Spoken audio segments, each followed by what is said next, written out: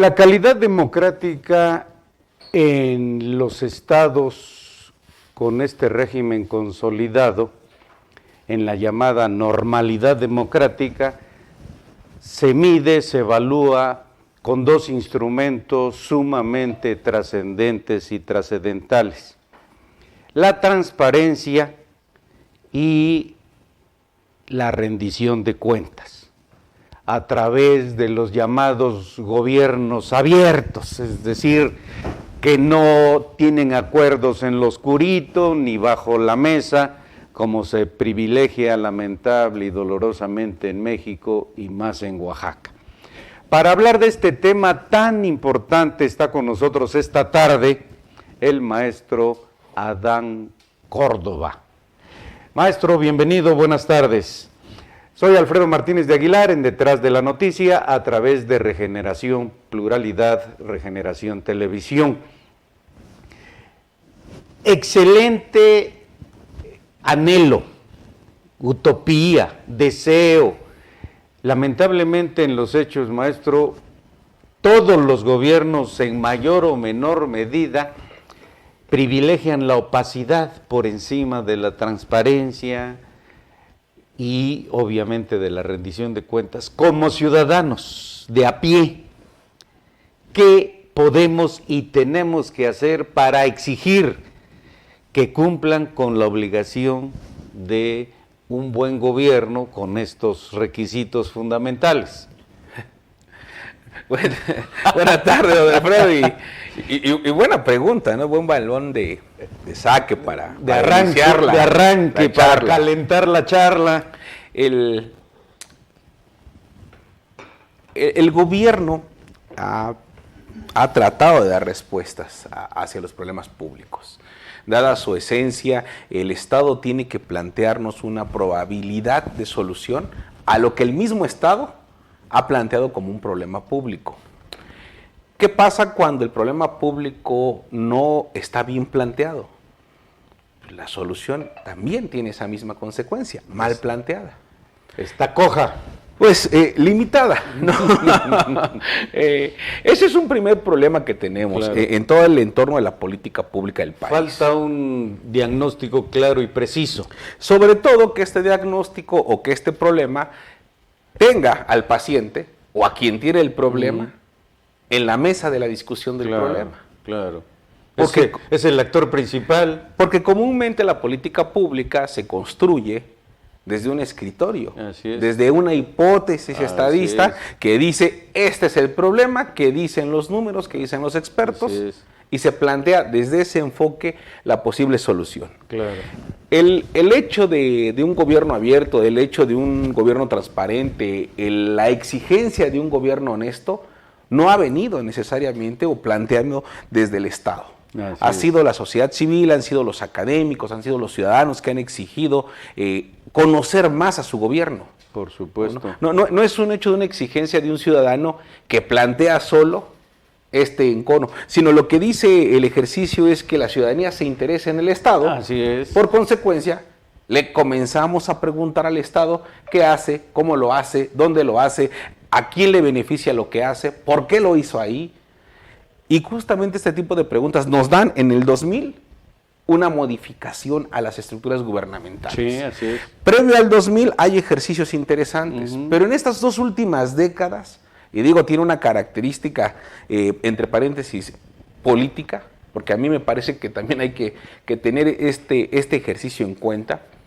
Cuando el entonces presidente Fox llega con un lema de esa magnitud. Así es. Querer conocer al Estado, garantizar la transparencia, y comienza este ejercicio.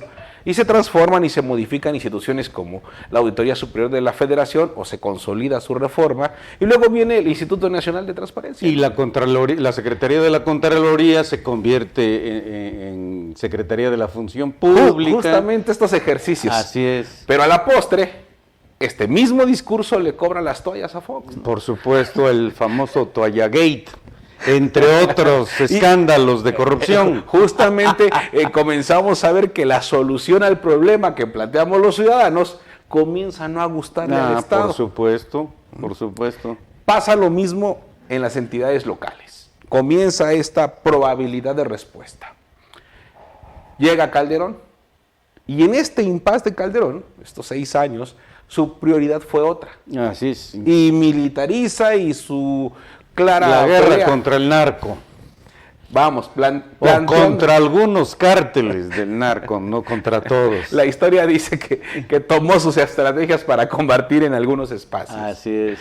Y bueno, este ejercicio también sujeta al Estado a un planteamiento de un posible problema público. Así es. Y obviamente este sexenio se caracteriza no por el fortalecimiento de las instituciones ni la rendición de cuentas, sino por el tema de la seguridad pública, por el tema, la guerra contra el narco prácticamente como se le ha denominado su sexenio. Sin embargo, vuelve otra vez en esta característica el gobierno del PRI, del entonces Peña Nieto, y con ¿qué características tienen estos 3 gobiernos? Que llegan con un malestar ciudadano, que llegan con un planteamiento de académicos y expertos de abrir el gobierno, que llegan con una bandera de rendición de además una tendencia global imparable, ¿no? Justamente ahí está el otro modelo, que no es una respuesta del Estado, sino es una exigencia hacia el Estado de manera internacional. Así es, hay que comenzar a través de los tratados de libre comercio, que comienzan a tener un nuevo impacto aquí en las recomendaciones que se comienzan a armar. ¿Qué es lo que pasa en el periodo de Peña? Es muy interesante verlo, porque claro. Su plan de desarrollo, planes estratégicos, se hacen esfuerzos, instituciones, planteamientos del Estado. Por supuesto. Queriendo hacer algo. Pero hay una característica interesante en los 2 primeros sexenios, bueno, en los 2 sexenios del PAN, que son han sido los únicos. 12, la docena trágica. En estos 12 años hay una mayoría priista. Así es. Hay otras oposiciones en la Cámara de Diputados. Las propuestas y los avances. Que lo frenan, pero también que generan cambios. Así es. Equilibran las decisiones entre el Poder Ejecutivo y el Poder Legislativo. Así es. ¿Qué pasa con Peña? Exactamente lo mismo. Claro. Peña inicia un ejercicio de gobierno y a la mitad del sexenio pierde mayoría. Y cambian radicalmente las cosas. Justamente eso pasa. Cuando el Poder Legislativo decide tener a un Ejecutivo rindiendo cuentas, vemos cómo evoluciona esto. Así es. Cuando el Poder Legislativo... Hay una coadyuvancia institucional, digámoslo de esa forma. Cuando el Ejecutivo y el Legislativo tienen esas coordinaciones. Subordinación.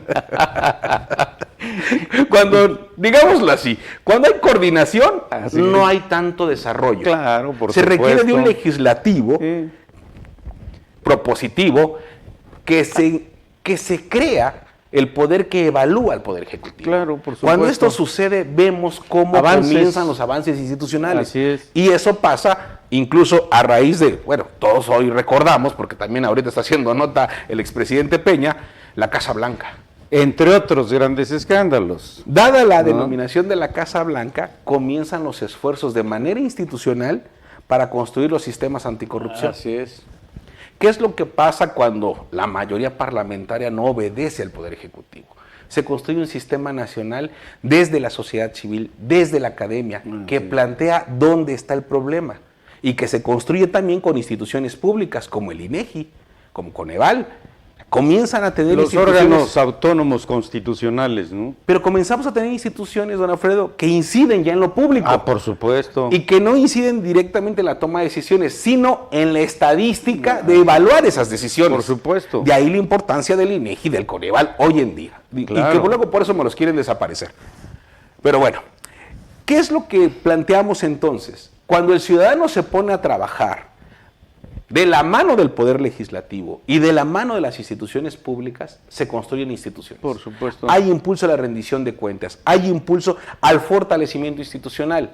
Y es aquí lo más interesante de todo este espectro, don Alfredo, porque cuando el ciudadano y el poder público trabajan, caminan de la mano, hay instituciones sólidas. Un claro ejemplo hoy en día es el INE, porque en esa institución todos los ciudadanos, todos los mexicanos, todos los partidos, participamos, todas las instituciones, asociaciones de confluyen. Hay. Así es. Y es entonces, el gran árbitro electoral. Y entonces todos nos interesamos en quién dirige, cómo dirige, quién está representado, cuánto gasta, cómo lo gasta, en dónde ponen las casillas, cuánto impactó, cuántos votaron. Todos participamos. Así es, hay transparencia. Pudiéramos decir, don Alfredo, que hay más confianza en el árbitro. Pues sí, credibilidad, que son dos bienes intangibles extraordinarios, ¿no? Más allá de un ejercicio de transparencia, hay legitimidad, Eso es. hay credibilidad, hay confianza en quien está dirigiendo las cosas. Legitimidad no solo de origen, sino de ejercicio en la función. Y eso que consolida una institución, al mismo tiempo te hace ver que las demás están abandonadas. Sí, claro, porque hay un contraste obligado. Sin duda. Hay comparación necesaria. No tenemos otras instituciones u órganos autónomos con tanto interés de los ciudadanos. Así es. Es la institución que en lo personal he estado considerando y he estado reflexionando sobre esto. Es la institución en México que por encima de cualquier otra institución de servicio público, todos los mexicanos la conocemos. Ejemplo a seguir, ¿no? Todos participamos, por lo menos en nuestra mayoría de edad, ya estamos buscando a qué hora ir por la credencial. No, por supuesto, porque además es indispensable. Podamos o no votar. Digo, Sí, eso es, sí, eso es una decisión personal, ¿no? Pero tenemos todos que asistir, todos vemos el presupuesto, todos vemos lo que hace. Se obliga a capacitarnos en algún punto de nuestra vida. Por supuesto. Tenemos un contacto con ella. Así es. Entonces, me parece que eso es algo que no se repite en ninguna otra institución pública. Lamentablemente. Bueno, y esto ya nos comienza a dar características. Así es. Pedagogía social, Claro. Interés público, Construcción ciudadanía. de ciudadanía, que es fundamental. Y justamente ahí me parece que es donde comenzamos desde lo público a ver el problema. Claro, claro. ¿Cuál es el problema del ciudadano? Que no sabe ser funcionario de casilla, capacítalo. Sí. ¿Cuál es el problema del ciudadano? La apatía. Que no le sabe cómo venir a votar, capacítalo. Así es. Que no sabe la elección, reitérale. Y en el fondo, la falta de participación, la convicción personal, individual, de participar permanentemente, no solo de manera electorera, ¿no? Bueno, ahora, con este problema de la rendición de cuentas, ¿qué ha pasado? Justamente lo mismo. Así es. Tenemos ciudadanos, tenemos académicos y ya tenemos instituciones que comienzan a hablar del problema público, que comienzan a plantear este ejercicio. ¿Qué ha pasado con los gobiernos? Me parece que hoy los estados o el gobierno no ha sido capaz de entender para qué sirven estas instituciones. No ha logrado que el ciudadano comprenda para qué sirve un sistema de anticorrupción. Así es. Y tampoco el Estado ha entendido que el fortalecimiento de estas instituciones, que son las encargadas de rendirnos cuentas o las encargadas de que esto funcione, le sirven al Estado. Así es. Una fiscalía anticorrupción más sólida es garantía para los ciudadanos de credibilidad para el Estado. Por supuesto. Una Contraloría más sólida es de credibilidad para las instituciones. Una auditoría, un órgano, un poder judicial efectivo, sólido y cercano al ciudadano es un planteamiento de rendición de cuentas. Sí, una clara división de poderes para ir de fondo, ¿no? No, pero no solamente una división de poderes como se ha escrito, ¿no? Esta clásica de los tres poderes del Estado, sino poderes que permiten una participación y una comunicación efectiva, una credibilidad institucional. Sí. Bueno, comentábamos hace unos segundos que no todas las instituciones hacen pedagogía social. Por supuesto. Porque no todas tienen el impacto del INE. Pero, vamos... Ni les interesa, que es lo peor. Digo, hablemos claro.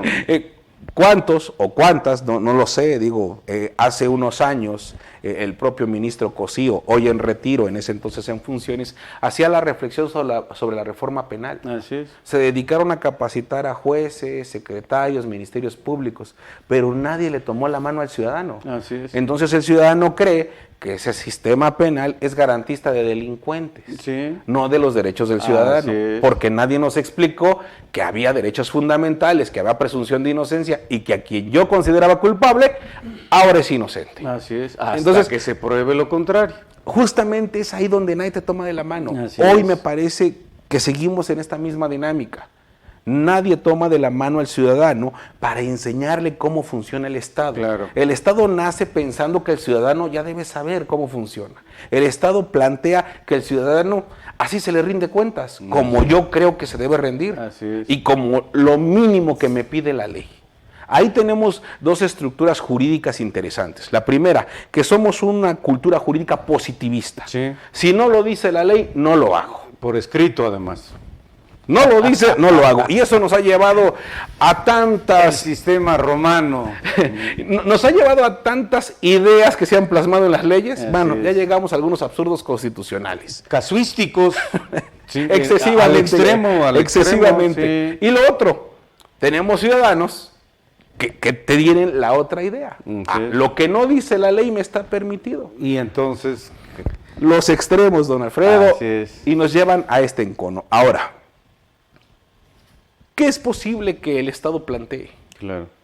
Sentarse con quienes están sufriendo el tema. Así Y los es. que lo están sufriendo, básicamente, tendríamos que revisar de qué están sufriendo. Así es. Yo consideraría que el Estado es como el médico. Por supuesto. Necesita conocer bien al paciente. No, indiscutiblemente. Porque si él cree que porque tiene temperatura, porque se le ven los ojos rojos, por algunos síntomas, no. y justamente así se ha construido la política pública, Sí, desafortunadamente. Desde el escritorio, como dices.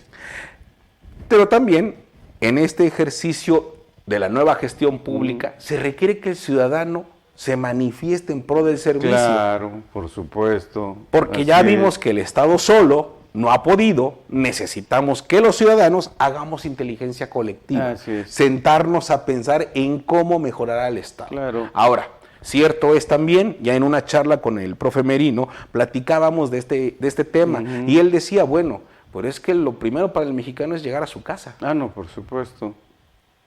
de entrada. Segundo, que no le asalten en el trayecto de su trabajo a su casa. Así es. Tercero, aparte de llegar sano y llegar seguro a su casa, comer en su casa, Por supuesto. tener servicios. Sí, Entonces, sí. combatir la corrupción o priorizar al Estado no entra en sus 10 prioridades. Es secundario, ¿no? Lamentablemente. Pero también es necesario hacerlo. No, es Ahora, indispensable. ¿Dónde me parece que tenemos esa responsabilidad social? Desde las unidades académicas. No, por supuesto. Creo que ahí todos los jóvenes y todo el sector académico tiene 5 años de formación profesional. Así es. De la carrera que se elija. Me parece que hoy las universidades tenemos un compromiso social de no solamente sacar mejores profesionistas, sino también ciudadanos interesados en lo público. Definitivamente, ese es el gran reto. A veces pensamos que un veterinario, que otro tipo de profesiones que no tienen que ver con instituciones públicas de manera directa, no podrían interesarse, pero me parece que eso es erróneo. No, totalmente. Creo que hoy todas las áreas del Estado impactan en todos los campos profesionales. Todos los estratos de los diversos sectores sociales y actividades humanas. Vaya, le decía yo, un veterinario, un químico, Claro. una enfermera, no se pensaba que impactaban en lo público, pero hoy con la pandemia No, hombre, pues. nos enseñaron que esas profesiones tienen demasiado impacto en el Estado. Totalmente. Creo que es el ejercicio ahora de estas unidades académicas, tecnológicas, universidades, en la denominación que se le quiera dar, requerimos plantearnos lo público al seno, porque es en ese momento en que tenemos generaciones completas durante 5 años que su prioridad es estudiar, pero también en ese momento crecer el espectro de su profesión. ¿Hasta dónde puedo llegar yo? Colaborando no solamente en el ámbito profesional privado, sino en lo público. Y eso es lo que a mí me parece que no hemos logrado empalmar. Mientras en el centro y en el norte del país Se avanza. ya se avanzó desde los 90 en estos ejercicios, Y se consolidan. nosotros todavía no avanzamos en esa dimensión. Me parece que hay esfuerzos interesantes, Claro. hay universidades como el SUNEO, como la misma Universidad Autónoma Benito Juárez, que han estado avanzando. Sí. Ignoro si los demás, pero no me parece que estemos hoy impactando. Ahora bien, también... Y sobre todo no coordinados, cada quien haciendo esfuerzos por su lado. Y a eso iba mi siguiente comentario. Si hablamos de inteligencia colectiva, Sí, no, debe tiene- de venir desde nosotros Tiene como que ser académicos. así, definitivamente. Tenemos que sentarnos a ver un solo estado, un solo objeto de estudio. Por supuesto. Y plantear soluciones todos, ¿no? Así es. Sin embargo, construir ciudadanía y construir paralelamente de la mano una cultura de la legalidad, ¿no? Que implica todo, estas exigencias ciudadanas de transparencia, de rendición de cuentas, debe iniciar no solo en la escuela, sino en el seno de la familia, en el seno del hogar, con bases elementales, básicas, de sentido común. Respeto. Respeto a los padres, respeto a sí mismo, ¿no? Respeto a los demás, porque eso tiene un efecto multiplicador. Pero además tiene una enorme ventaja. Se concatena en las otras sociedades, como la propia escuela, en todos sus niveles. Y finalmente eso obliga, se convierte en una bola de nieve que obliga a los gobiernos, a las autoridades en turno, a prestar atención, oídos y atender los reclamos. Y es ahí donde la puerca tuerce el rabo, maestro, porque lamentablemente estas decisiones trascendentales obligada y necesariamente pasan por el Poder Legislativo, a través de nuestros supuestos no reales ni verdaderos representantes populares.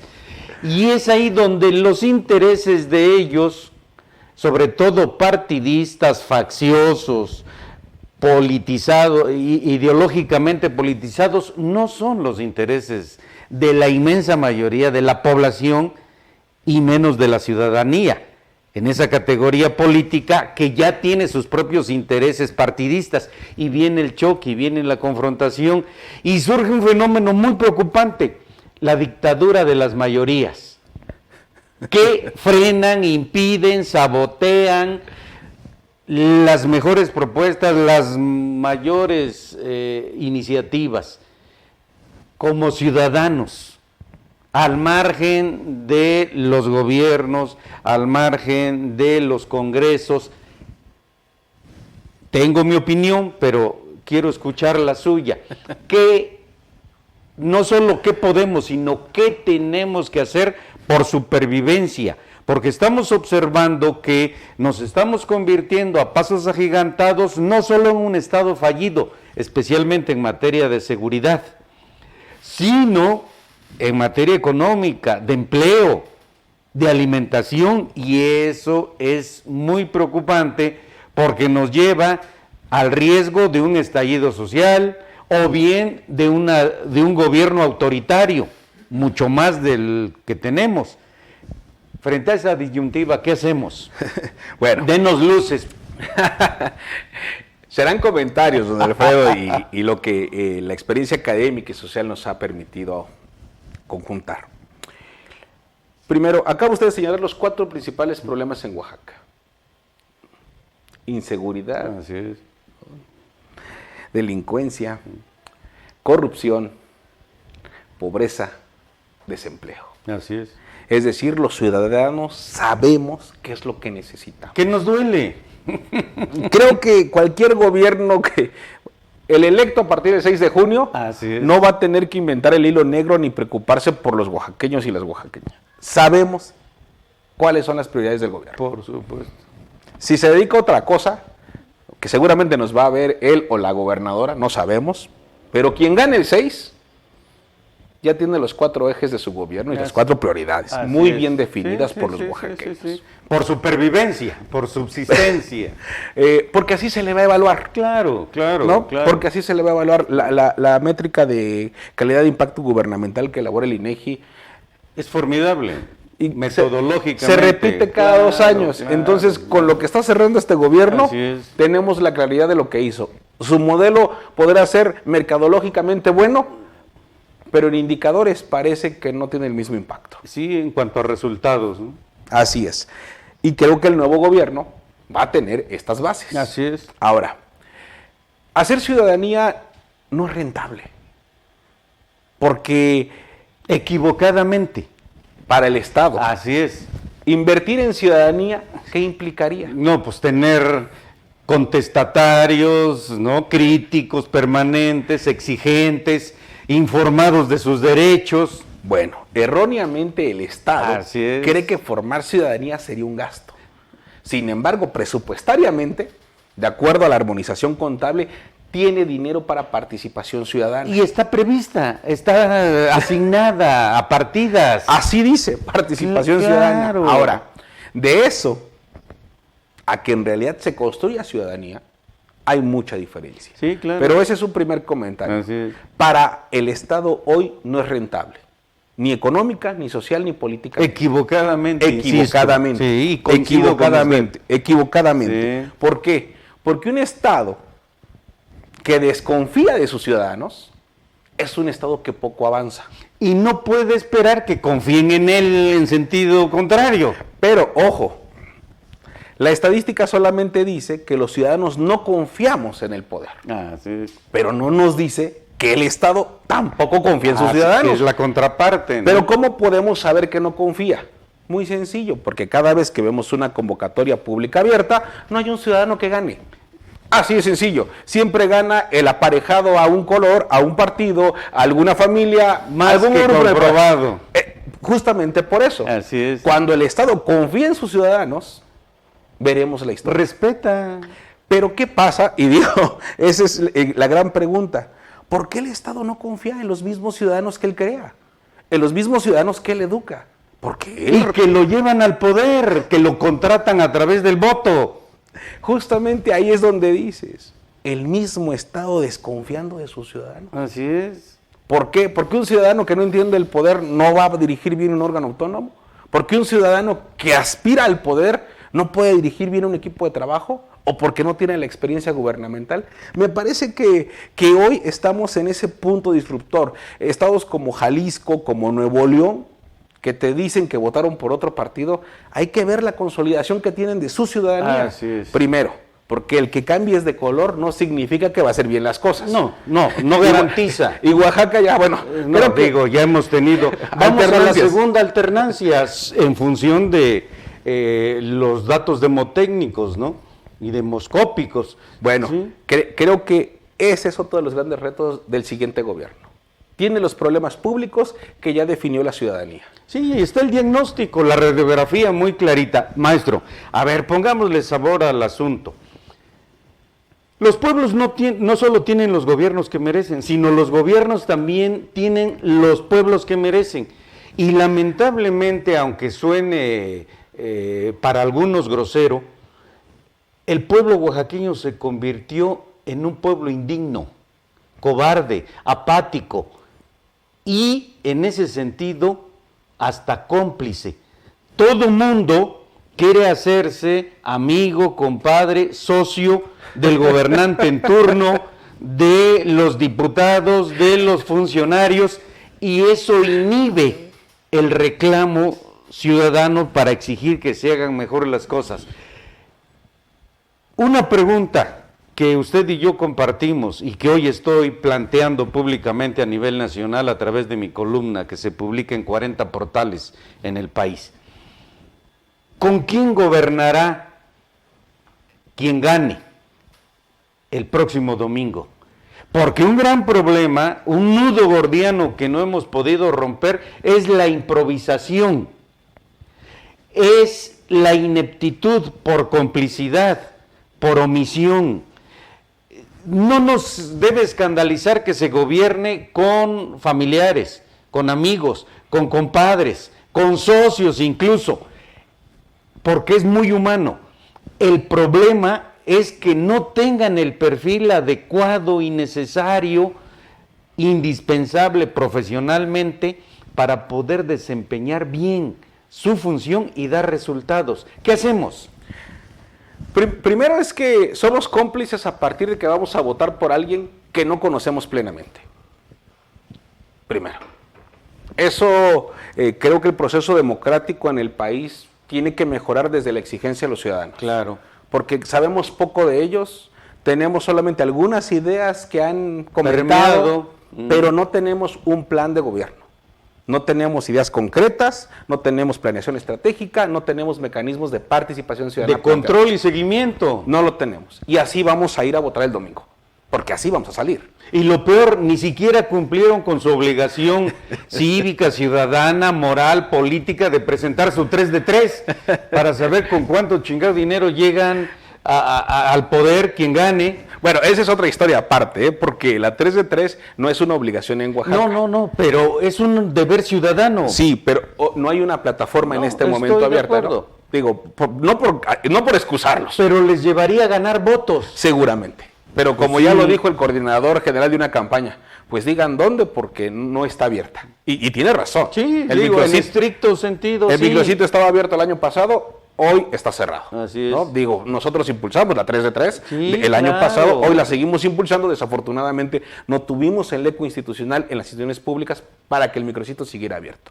Pero bueno, para no distraernos de la charla, así vamos a salir a votar el domingo, Sí, sin duda. así es. Y así va a ser electo el siguiente gobernador o gobernadora. ¿Qué es lo que se va a plantear seguramente, don Alfredo?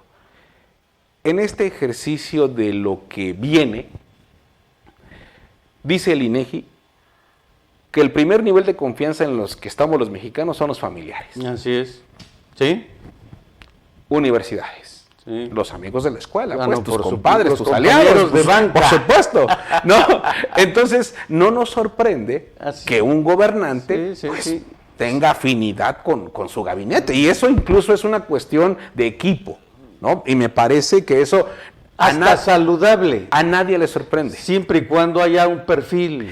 Ese es el gran problema, don Alfredo. Claro. Que tuvimos un arquitecto que fue secretario de Finanzas. Y vaya que saqueó finanzas con ganas, a través hasta de la muchacha. Vaya, vamos, hemos tenido exsecretarios de Finanzas que después son contralores o, Sí, sí, vamos, sí, sí, que por tienen supuesto. función en la vigilancia de los recursos. Y tan Entonces, cínicos que presumen sus negocios.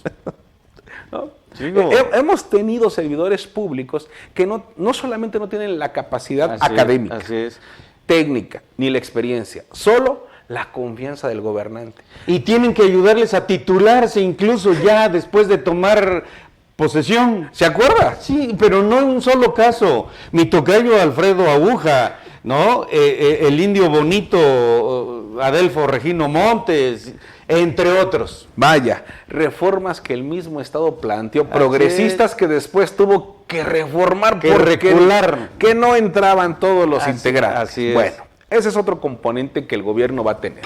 Ahora, es un componente también que hoy en día todas las tecnologías de la información, lo que pasa en China en 5 minutos replica en tiempo Tlacolula. real, en tiempo real. Lo que El pasa efecto en mariposa, Dubái, en por Tijuana lo están supuesto. sabiendo en Claro, segundos. claro. Entonces, cualquier cosa que se haga desde Palacio local va a impactar. Por supuesto. Y lo vamos a saber los 4 millones de oaxaqueños en segundos. Los nombramientos no se van a quedar escondidos. No, Las no, fichas no. curriculares las vamos a conocer en segundos. Y seguramente habrá periodistas, curiosos, académicos o sociólogos interesados en seguir alguna institución. Por supuesto. Y seguramente ahí va a haber la exhibición pública. Ahora, ¿qué me parece que no han priorizado los gobiernos? Que no solamente gobiernan con ellos, con el gabinete, Así es. sino que este gabinete los representa ante el Poder Legislativo Claro. en en las comparecencias que hacen ante el Poder Legislativo. Lamentablemente, a modo. Justamente ahí es donde, si el nombramiento no te ayuda, si la función no te ayuda y tu comparecencia no te ayuda, no solamente estás denigrando el nivel de gobierno, sino a toda la entidad. Así es, por Porque supuesto. todos creen que todos los oaxaqueños somos iguales por el resultado de nuestro Estado, de nuestro gobierno. Así es. ¿Qué me parece también que tiene que hacer este nuevo gobierno? Mm. No solamente tener gente de confianza, gente con experiencia, sino tiene que tener equipos probados. Ah, no, por ¿Por supuesto. qué? Porque no en pocas ocasiones la experiencia nos dice que un secretario no le habla a otro secretario, que otro secretario no se coordina con el otro, que aunque el gobernador diga, sí, ayúdenlo, los demás dicen, a mí no me dijo, a ti te dijo, a mí no me ha hablado. Un pero choque abierto entre dos grupos, yupis O y más. yopes, pero fundamentalmente muy marcadito, ¿no? Yupis y yopes. Vaya, necesita el siguiente gobierno tener un verdadero equipo, entender que no son, secretarías con equipos, sino son un solo Estado que empalma, son un sistema estatal que tiene que trabajar Inter y impulsando. multidisciplinario. Bueno, pues la teoría ahí está y las experiencias simplemente en Puebla, en Veracruz, digo, ahora no tanto con Cuitláhuac, pero hay avances reales. Justamente, don Alfredo, me parece que ese es los grandes retos que va a tener al interno el gobierno. Así es. Ese va a ser su primer examen. ¿Con quiénes va a gobernar? Y si esos con los que va a gobernar en realidad empalman para gobernar. Terminamos la entrevista, maestro, pero me pareció escuchar y leer su pensamiento. Dijo que será el mayor reto de Salomón Jara Cruz. La estadística dice que él va a ser, ¿no? Así es. Que él va a ser. Digo, hoy todas no son buenas intenciones ni buenos deseos. No. Creo que son hechos objetivos. El principal reto al que se va a enfrentar el ingeniero es a la nominación. Ahora, que esa nominación no venga de un grupo, sino venga de él. Y ese es un gran problema real en Morena, que no termina de cuajar ni siquiera como partido, sino sigue siendo un conjunto de tribus y de clanes. Ojalá y estos equipos, estos grupos y estas tribus logren comprender que a todos, por el bien de ellos en principio y por el bien de Oaxaca en general, a todos nos conviene un buen gobierno. Por supuesto. Que el que gane el domingo tenga el respaldo de más de 4 millones de oaxaqueños, incluso de los jóvenes que aún no votan. Ah, no, por supuesto. ¿Por qué? Porque de lo que este gobierno haga marca el futuro profesional de toda esta juventud. Claro. ¿No? Creo que hoy tenemos también grandes retos de credibilidad institucional. Así es. Oaxaca no ha tenido esta transición a la izquierda. Así es. Si hoy se consolida, si a partir del domingo se consolida a la izquierda, tendremos no solamente un gobierno diferente en logo, en discurso, en color. Tendríamos que tener una política pública estatal diferente. Tendríamos que estar priorizando diferente. Tal vez sí, mimetizando con el federal, pero como se decía, tropicalizando la lo local, realidad lo oaxaqueña es única, ¿no? Así de sencillo. Maestro Adán Córdoba Trujillo, muchas gracias por esta oportunidad de charlar. Usted es un experto académico en estas materias de transparencia, de rendición de cuentas, de gobierno abierto. Ojalá sus palabras sean escuchadas, porque no tienen mayor interés que abonar al conocimiento, a hacer propuestas críticas, sí, pero finalmente como aportaciones para mejorar.